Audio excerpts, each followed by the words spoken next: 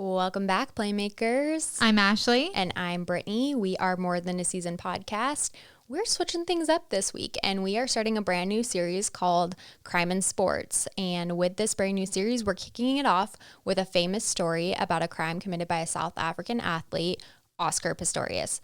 This story will have you questioning who's telling the truth and how one night can change it all. And so we're going to take you back to the very beginning of this story, and we're going to give you all the details so that you can decipher what you think occurred on this fateful evening. Yeah, let's bring it back in time a little bit and go through the childhood. Oscar was born on November 22nd, 1986 in Johannesburg, South Africa. He was son of Hank and Sheila Pistorius, and he was the middle child of three. His family was very prominent in South Africa and lived a largely middle-class lifestyle, but he was born without fibulas on both legs, so his parents had to make a difficult decision to have their son's legs amputated below the knee just before his first birthday. And it is wild because within 6 months, Pistorius was walking successfully with a pair of prosthetic legs. But after injuring his knee playing rugby in high school, he started running track as a form of rehabilitation. And he actually became really good at track. He was winning all of the competitions against people at his school. And then he even went on to the Paralympics. And at this point, there was two major people in the Paralympics. It was Marlon Shirley and Brian Fraser. And they brought popularity to the sport at the time. But as soon as Oscar kind of got there, he really took over, and he kind of was the triumphant one in the Paralympics. And so also Brian Fraser was a prosthesis. And that is a hard word to say. Yeah, but you did it. You killed it. He became a mentor to Oscar, but then he created these legs for him called the Flex Foot Cheetahs. And at the time, you know, Oscar was just running on homemade blades that he had. And so these Flex Foot Cheetahs kind of took him to the next level. He ended up competing at a much higher level and ended up kind of taking over the Paralympics. Yeah, Brian Fraser being his mentor was just so wild to me because you have this young pup that's like big-eyed, wants to be a part of the spotlight, and is actually really good. And Brian, with all the research that we have done, it is just amazing to me that he created the pair of Flex Foot Cheetahs for Oscar to compete against him. And he actually ends up getting beat, like in one of the races that we did our research on. And I just think that's wild. I mean, I feel like that would be a tough spot to put me in. Yeah, it's like you're excited because, you know, these pair of blades that you've created is kind of taking your sport to the next level, but you're also frustrated that it's not you that's taking the sport to the next level. So I feel like that's a really tough spot to be in, but I think at the end, he was kind of ultimately happy that Oscar was able to kind of be in the spotlight, because if you kind of look at the history of South Africa at the time, from the 1940s to the 1990s, they were going through an apartheid. And if you don't know what that is, it's a system of legislation that upheld segregation policies against non-white citizens of South Africa. And so basically segregation at the time was really prominent within South Africa. It was known across the world that they were going through this. And so, of course, you know, having something exciting happen for South Africa at the time was really important to the people. And so I think that's something that they really clung to, the fact that Oscar was kind of this hero for them. Yeah, I just think it's amazing if you think about how much pressure is put on athletes in the beginning, and then you have this entire historical time going on, and then to have him put on this pedestal as a hero for the town to represent basically the country and you know, everyone. And I just think that is just huge. I wonder, I don't know if I have an opinion of why they chose him to be that person, you know? I think it was just something so new at the time. Of course, like, you know, Olympian athletes are known, and at the time, South Africa wasn't like the top of the top, but the second that Oscar kind of came into the rankings of the Paralympics, it put Paralympics on the map. People didn't really know even what the Paralympics were at the time. They knew what the Olympics were. And so I think that kind of just was something new and exciting for South Africa to be able to focus on. And also during this time, he was dating his long-term girlfriend, Samantha Taylor. So they had gotten so close. They had gone on family vacations together. He was super close with like her siblings, her mom, everything like that. But there was also some like weird red flags. Did you read about those too? Yeah, I read about these red flags and I'll let you dive into it. But I just think what a busy man. So not only is he like running out there training, doing all this, but then he's got a girlfriend. It's just, that's a busy schedule. Yeah. He was so busy and they had a really interesting relationship. I think that he was super controlling from what I've read and what I've heard from her mom. And he kind of made her send pictures of what she was wearing before she could go out. He looked through her phone and he was super controlling of her. He would call her numerous times if she ever went out without him or if she was ever apart from him, and just kind of made sure that he had tabs on her at all times.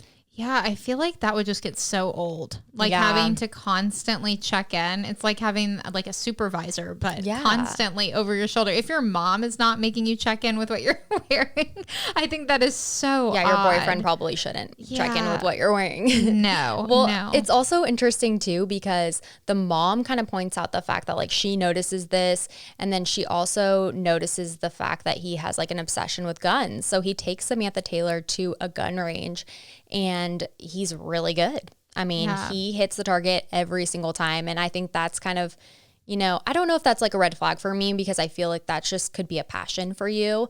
But just his obsession with guns and his obsession with that kind of stuff is just kind of something to put to note for later. Yeah, I think that it's crazy that he had just this competitive drive that would just, you know, seep into all the other areas of his life, which is just crazy. I mean, crazy. Yeah, I think it is really interesting. So they continue to date at this time. You know, as I told you before, he really had a passion to go to the Olympics. The Paralympics were great, but he had that passion to take his sport to the next level.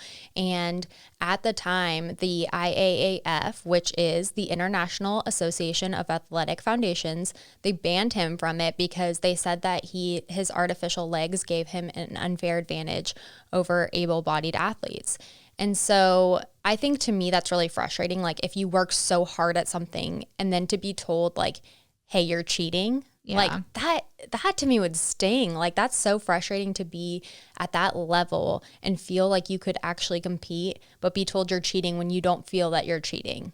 Yeah, I think that it's also one of the, you know, quotes that he said that when we did our research is that he never considered himself disabled. And so to basically be sectioned off like that, like you can't do this certain type of event because, you know, now you're unfair, but then they can't come and compete at your event. So it's just really interesting the way that it is. So I'm on board with what he does next. Right. Well, and then I also think the interesting part about that is like, I mean, he had no legs. Yeah. Like, how can you say that somebody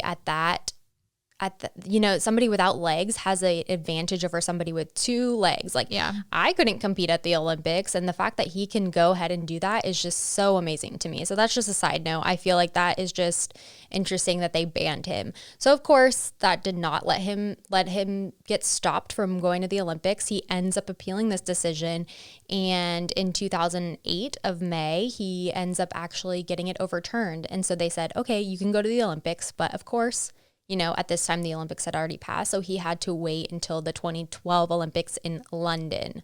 Yeah, that would be a lot of built up energy to be like, I'm going to prove to you that I can do this. Yeah. So he's like training, you know, getting all, of course, trying to shave time off of his stride and things like that. And at this time, he's also still dating Samantha Taylor. But right before the Olympics, they break up. What terrible timing. I just like when I read that, I was like, gosh, girl. I don't know. It must have been pretty bad though. Okay. So let's talk about why they broke up, because I think you and I will have some opinions about this. Yeah. So, you know, after we told you all about the red flags, they end up breaking up because she saw a picture of him and another woman at an event together.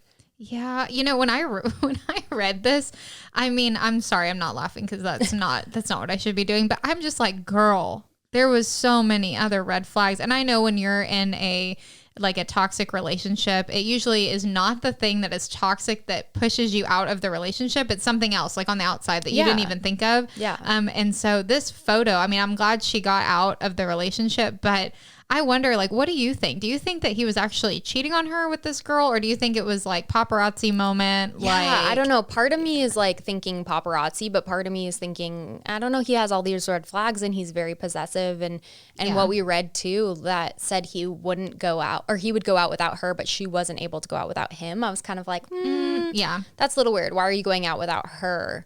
Type of thing. But you always see the paparazzi pictures and they try to make things more than they are. So that also has a little bit of a unsure territory for me. Yeah. And I don't know. I think that just he and her, like the whole relationship, especially right before you're going to go to the Olympics. And I know you're probably about to touch on this, but he puts it all out on the line. Yeah. I mean, he says like, hey, I am not going to go to the Olympics unless we get back together. Yeah. And he's calling like her parents and her siblings and being like, get her to come back with me. I'm not going to the Olympics until we get back together. Wow. That's like a Romeo moment. Wild. But hey, he ends up going. Okay, well, reading that, I was like, man, you could have hang on like a little longer. Let's pretend. I don't know. We'll see. I guess he was still texting her throughout the entire Olympics, being like, I want you back, blah, blah, blah, right? Whatever. Yeah. Mm-hmm. Sure. So let's go from the Olympics. Let's go to post-Olympic life because, you come back, you're famous, everybody knows you, all that stuff. So once he comes back to South Africa, he was invited to the South African Sports Awards, basically a big event, and he forgot a date, which I just think it's wild. Yeah. Also, like, okay, I'm sure he has like a manager at the time, right? A manager to tell him like, hey, by the way, like you need a date, or why does he need a date? I don't understand that part either, but yeah. Anyways, I don't know. He gets a date. Yes. And he ends up finding a date on a whim. He got set up with a friend with this beautiful girl named Reeva Steenkamp. And she was a model and they literally had just met and she was like, yeah, I'll go to the awards with you. Yeah. Totally fine. Yeah. So forgot a date, ends up dating Reeva. They end up going on and dating, but let's talk about Reeva a little bit because she was really impressive. Yeah. Reeva was a model and a paralegal in South Africa. So total package, total babe. Yeah. She's gorgeous. Yes. And she was well known for being like the face of Avon Cosmetics and on reality TV shows. So big star. So you've got this model and then you have this athlete dating each other. So celebrity couple, boom, bam, it's done. Yep. Everything. So, but one of her passions that she talked on was anti-bullying. So you've got two well-known people speaking on really important topics going on in the world at the time. Yeah. So let's talk about the relationship. We'll button that up because we're about to get real here. This story kind of takes a turn. Takes a big turn on the night of February 14th, 2013. Valentine's Day, people. I know. Terrible day for a murder. Yeah. Not really lovey-dovey, is it? No. So I think that we should just dive in deep because there's a lot to unpack here. So on the night of February 14th in 2013, there was a call made to the police at 3 a.m. by a neighbor who said they had heard gunshots. The police showed up and Oscar was hysterical, saying that Reeva was shot and it was a terrible, terrible accident. Okay. It's just like wild because there's so much that goes on here. So I'm going to kind of paint a picture for you guys to give you an idea of what his bedroom looks like. So since, of course, we're on a podcast and I'm not able to draw you a full out diagram, I'm going to try my best to use description to tell you exactly what this room looked like. So imagine you are on your king bed, right? You're laying on your bed and you as Oscar are on the right and Reeva is on the left looking out. So on their left-hand side is a balcony. They have two French doors that goes out to this balcony, and he liked to sleep with these two fans stacked on top of each other, which... That's weird. Yeah, a little weird. Okay. Let's talk about that. Yeah. Another red flag. Another red flag. Like, At it. Can't we just get one big fan? I don't know. Yeah. Anyways, okay, so two fans stacked on top of each other in between these two doors that were slightly open. He also had blackout curtains that were drawn right up against the fans. So... he wanted it really dark in there. He wanted it loud. He wanted to be able to have this fresh air come in, but not have air conditioning because it messed with his breathing. So he's very particular as it is. Yeah. Reading this routine was like to the top. Yeah. Like intense. Yeah. Very, very particular about how he slept. And so this is his bedroom. And then I'm going to give you a view into the bathroom. So in a typical master bedroom, you typically have your master bathroom, you know, off of the bedroom. It's in the same room. But in this house, his bedroom was down the hall a little bit. So imagine, again, we're laying on the bed, looking out to the right of the room. There's a door that leads into the bedroom, right? That also goes into the hallway. So that's how you get into the bedroom. The hallway down there to the left, there was a door, and this is where the master bathroom was. So you had to make a little bit of a walk to go to the bathroom in the middle of the night if you had to go, you know? Yeah, that's like a commitment. That is commitment. If you wake up, you're like, I don't know if I want to do that. It's a lot of steps. It is a lot. So in this master bathroom, I'm going to also give you a look into what that looks like and try to describe it as best as I can. So you walk into your master bathroom. On your left-hand side, as you're in your bathroom, there's a huge jacuzzi tub. Oh. Nice little jacuzzi tub. Oh. A nice little window above the jacuzzi tub. And then to your right-hand side, there is a double vanity. And then straight across from you is a bathroom door with your toilet behind it. Okay. You know that it screams luxury. One, when you got the tub next to the window. Mm-hmm. And because you look out at your beautiful view. And then another thing that comes to mind is like the toilet with the door. I mean, in a master bathroom. Yeah, very luxurious. So he had a pretty big bathroom. If you can imagine, you could probably fit about 10 people in there standing, just hanging out. A little party. Yeah, just a mini party. So that's just giving you a lay of the land. I wanted to be able to depict this room for you so that you can get an idea when we tell you what happened that night of exactly the layout of everything. So they go to bed. It's February 14th, Valentine's Day. They, you know, do their little dinner date. They hang out at the house, and then they go to bed at 9 p.m. because, you know, they're busy. When in Rome, go to bed early. Yeah, you know. So they go to bed at 9 p.m., end up waking up in the middle of the night because, of course, Oscar needs to rearrange those dang fans. They're not blowing the air the way that he wants them to blow the air, okay? So he gets up out of the bed. And also, just a side note here that, of course, Oscar has prosthetic legs. But at this point, like when he wakes up in the middle of the night to go to the bathroom or whatever, he doesn't put on his prosthetic legs, is what he says. So he just gets out of the bed. He has stumps that he can walk on. One of them is a little bit slippery, so he kind of does lean more to one side and kind of has a little bit of, you know, a wobbliness to him when he's walking. So he gets up out of the bed. He goes over to move these fans. He's kind of turned around, moving the fans. He actually had a light, too, that was kind of bothering him. You know, Prince needs to sleep. He needs it dark. Beauty so sleep. he went to move something over this light. And as he's doing all of this, you know, Reeva's, of course, if you sleep with a significant other, you know, you wake up in the middle of the night, somebody gets up, you know, you feel it in the bed. So I think she kind of sits up at this point. He's moving the fans and she gets up. He doesn't know she gets up because he's moving this light, or he's moving this thing over the light, and he hears a screeching noise coming from the bathroom. And to him, this noise signifies the window opening in his bathroom. So remember, I told you there was a window above the tub. Yeah, the luxurious bathroom. Exactly, exactly. And so he knows the sound of this window because I'm sure as this boy needs his fresh air, he's probably opened that window a few times when he's been in his tub, right? So he knows the sound and he's like, oh my gosh, there is an intruder in my house. Someone is breaking in. And just to give you an idea again of the times of South Africa, there was a lot of break-ins and they did have a problem with people breaking into houses at the time. So this wasn't an uncommon thing to think about, right? I mean, I think everyone thinks about that in general, but just at this time to give you an idea, you know, it wasn't uncommon. So he hears this window open and he turns to Reeva and says, call 911, there's an intruder. And he walks over to his side of the bed by the nightstand, grabs his gun. Okay. Yeah. I think about this whole scene and I'm just trying to process, like, one, he's on stumps, so he's unevenly balanced, and then he hears something and you just feel so scared probably in that moment because you're like, oh my gosh, I have to get to protection. Like, I've got to get my gun to like protect my house. And I just think that's wild that like he did that. Yeah. So he grabs his gun, tells Reeva, hey, call the police. Like, there's an intruder in the house. And then he makes his way down that little hallway to his bathroom. As he gets to the bathroom on the left-hand side, he walks into the bathroom and is kind of hiding himself by the wall. You know, as you walk into somewhere and you're kind of like shimming yourself behind the wall so that you have a little bit of a cover, he hears the door to the toilet room slam. So he's thinking, oh my gosh, this intruder has barricaded themselves into the toilet room. Like they've come into that window and now they hear me and they're going into the toilet room. So at this time, he's still like, Reeva, call 911, you know, get the cops here.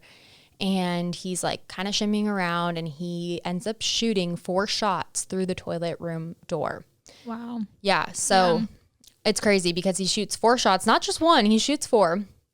He turns around and he goes back into the bedroom to grab Reeva, realizes she's not there, and then has a panic moment like, oh my gosh, my girlfriend is in the toilet room.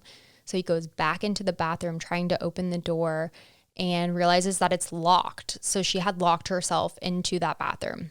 Yeah, I'm just painting a picture on this because I just imagine him walking, well, like sheer panic that he just fired his gun, going all the way back to the room, then being like, oh my gosh, she's not there, running back, and then can't get it open, like all the panic that must have been happening. And he's not with his prosthetic legs, so trying to navigate all that just seems so like just wild. Yeah. And then we also, you know, we did a lot of research on this. So of course we saw like him being able to walk without his prosthetic legs. And it's crazy, right? Like he looks super, super unstable. So imagine him going back and forth like this and he's kind of like wobbly. Yeah. That's scary. And so he ends up grabbing his cricket bat, going back into the bathroom and breaking down the door so he can unlock it from the inside. As he opens the door, he does see Reeva in a pile of blood and at this point panics, turns back around, goes to his balcony and starts screaming for help and hoping that one of the neighbors will hear, call the cops and, you know, come help him. So it's crazy, crazy story. Yeah. And all of this is what his encounter was. So he is repeating the story from what we just read. And when the police arrive, they decide that they, at the crime scene, need to do their own investigation and see what matches up and what doesn't. So they find him when they walk in. He is covered in blood. And so the state starts their own investigation and they arrest Oscar while they are doing all of these findings when they're looking at everything in the house. So just to line up some key points here, the things that the police found in their investigation is there was screaming at 3 a.m. and gunshots. So that lines up. This next bullet point, when I did this research, when we were going through this is a little iffy for me. Yeah. The police say that Reeva was locked in the bathroom with her phone and a bag was packed with her belongings in the bedroom. Yeah, I thought this was weird. So I want to dive into this really quickly because I'm thinking about like, okay, let's envision ourselves in the middle of the night, right? Like we wake up, you go to the bathroom. Do you bring your phone? I don't think so. I like wouldn't, especially if it was really late, like 3 a.m. They went to bed at 9 a.m. or 9 p.m. Yeah. Might as well been 9 a.m. It was 9 p.m. though. That's 6 hours of sleep. I don't think I would be up and ready for the day to like grab my phone. I don't do that when I go to the bathroom. Yeah. I don't know. Yeah, so that's really strange. And then they also took her phone and they looked through her text messages and they saw that Oscar and her were fighting like a week prior to her death about jealous. Like he was just jealous. So jealousy things about whatever she was doing. So it's just really interesting what they found. And so basically after that, when Oscar got arrested, he was initially let out on bail because they decided he wasn't a flight risk at the time. And so he had to wait for the trial to begin. So the trial, September 12th, 2014. I think that's so crazy. It takes a year and a half for him to go to trial. Like at this point, he's just out. He's out and about. Okay, let's talk about the media during this time because it was wild. Everyone knew about this case. Yeah, it is kind of weird that everyone knew and it was like kind of a prominent thing in general and in the world. Yeah, everyone knew what was going on and this was once their hero. So it was just so crazy that this person could be maybe the murderer of this whole entire case. So in South Africa, I want to touch on this a little bit, is the court system is so different than in America. So one judge basically decides the entire ruling for the case. So there's not a jury, which is just nuts to me because that is weird. That just means that like whoever you get, you hope for the best. And the judge that was assigned to this case was Judge Masipa. So she was one tough cookie. this judge. She had a no tolerable, like nothing, never accepted policy of no domestic violence. So any of those domestic violence cases, basically she was not in favor of the person that was accused of it. So this was the judge that was assigned to Oscar's case. So as a side note, also domestic violence during this time was super prominent and was one of the major crimes that was happening in South Africa at the time. Women were told not to travel alone into town, not even like the grocery store, just to be safe. Yeah. Which is nuts. I thought that was so crazy when we were doing our research. We found that so many people were so worried about, you know, domestic violence, and in general, they just worried about their safety as women. So I thought that was kind of weird. And then, of course, you know, he gets this judge that is against domestic violence. Yeah, and during the trial, Oscar is distraught. So he is unable to sit still. He is crying and shaking. And at some points, they have to like bring him a trash can because he is throwing up while listening to the prosecution side basically talk about what he did the night of the murder, which is just crazy to me because most people that have committed a crime or with intent to kill, they have no sympathy. Yeah. Yeah. They're like stone cold. Yeah. Yeah.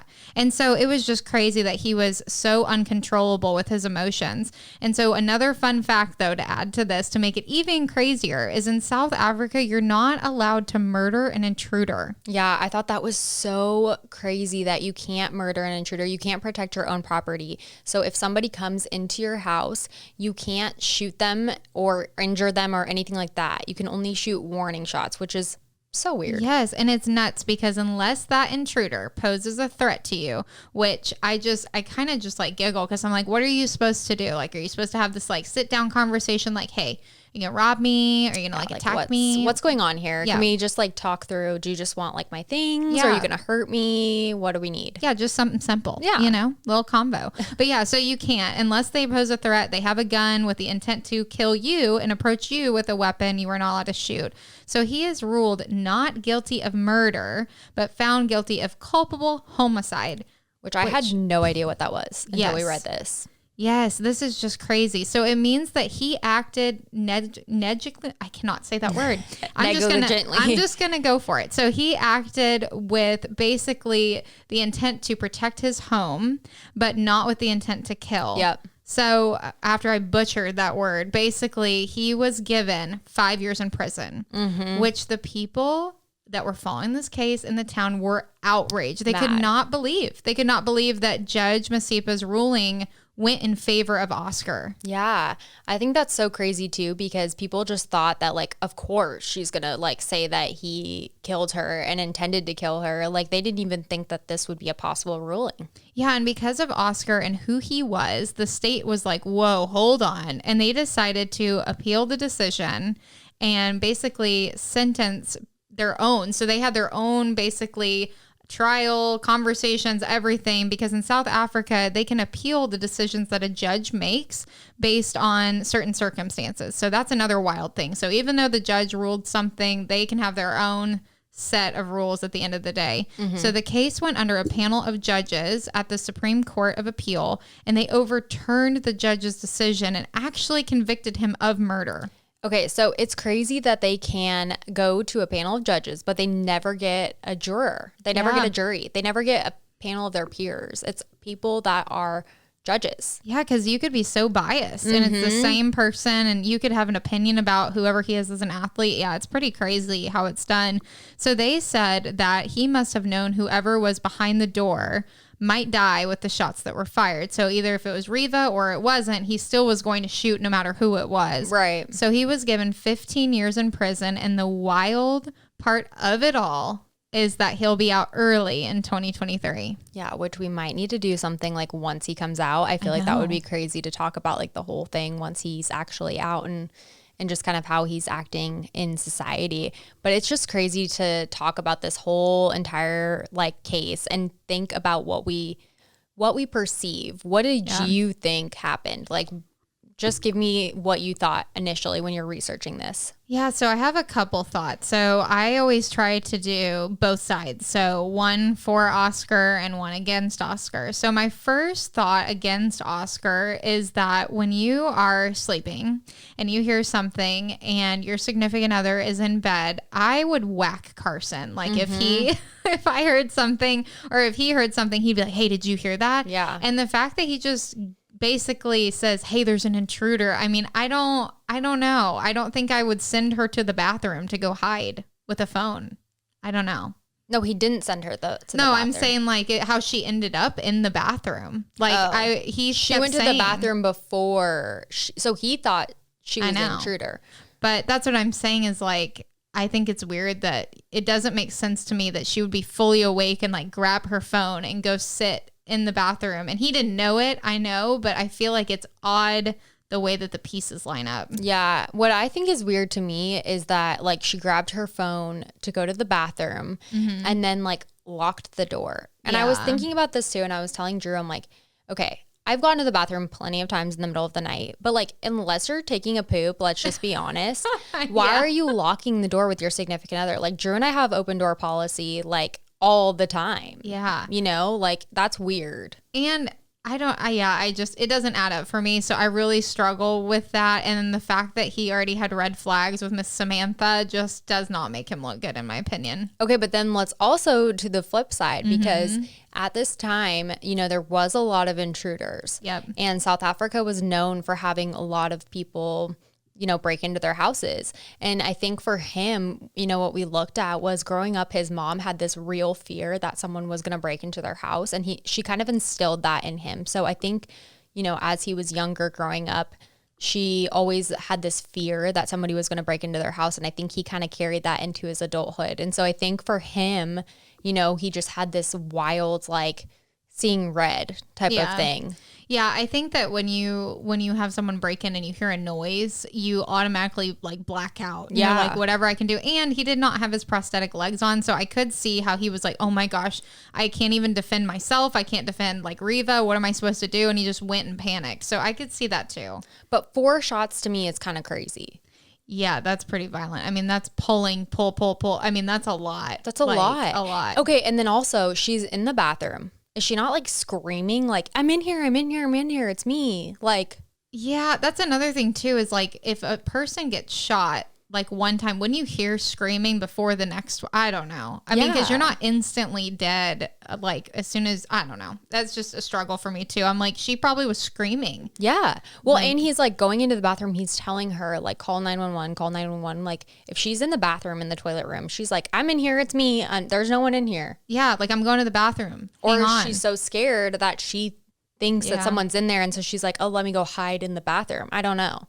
Yeah, I don't know, because then I'm thinking also, like, if she grabs her phone and he's like, call the police, there's an intruder, why isn't there a phone call? Yeah. Like, we did some research on that too, is like, she never called the police. She just grabbed her phone and went to the bathroom. So that's a lot of time, I feel like, in between to dial the police number real quick. Yeah, she could have easily done that. And so I think the interesting part about this whole entire case is, you know, Valentine's Day. I think maybe she might have gotten a text from someone. Something went wrong. They were frustrated with each other. It is a crime of passion because he's frustrated. Yeah. Yeah, and we would love to hear what y'all think. We absolutely loved diving into this case. It's something fun and different that we just actually really are passionate about, is looking into these cases. And so if you have any ideas or just want to hop in and send us a DM about one that we should do, please let us know. And we do not want our sources to not be stated. So Brittany, where do we get all this information from? Yes. So we did a lot of research on this, but of course our main sources were from the False Idol podcast. So if you actually love this story and you want to find out more about Oscar, you want to find out more about Reeva and kind of dive into the entire story and kind of get a different feel, you can listen to the False Idol podcast. I will link everything in the show notes. And then we also got some information from biography.com. And then of course, the 30 for 30 on ESPN Plus, which is the life and trials of Oscar Pistorius. It is amazing. If you liked my amazing depiction of the bedroom and bathroom, I got that from the 30 for 30 because they had an investigator that went through the entire house and he recreated it in like action figure form. So if you thought that, she's crazy, I had no idea what she was talking about, you should watch episode 2 of the Life and Trials of Oscar Pistorius on ESPN Plus because they really give you an idea of this whole entire thing. Yeah, thank you guys so much for all being a part of our first crime series with crime and sports and just talking about everything. And we plan on diving into more in the future. So again, any ideas or stories, let us know. But we know we'll be back and better with the next story. So we'll see you next time. Bye.